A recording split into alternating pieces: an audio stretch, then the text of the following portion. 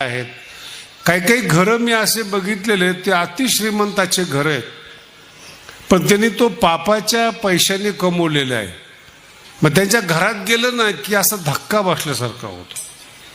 काहीतरी चुकलंय आपलं. त्यांनी काजू आणलेले असतात, बदाम आणलेले असतात, त्यांनी त्यांच्या श्रीमंतीचं प्रदर्शन केलेलं असतं. 10-5 फ्रूट असतात, ते खाण्याकरता नसतात, दाखवण्यासाठी असतात.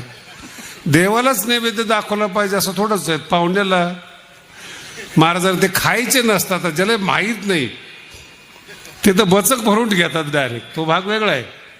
परंतु पैसा हा प्रामाणिकपणाचा नसल्यामुळे तो जो एक फील व्हायला पाहिजे, गुड फील व्हायला पाहिजे, आनंद यायला पाहिजे, तो येत नाही त्याच्यामध्ये.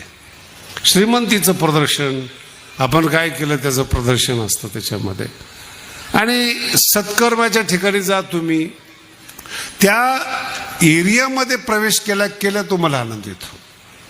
तुम्ही सगळ्यांनी भगवानगडावर प्रवेश करून पाहिलाय, असं तुम्ही गेटच्या आतमध्ये आला ना की तुम्हाला समाधान वाटतं.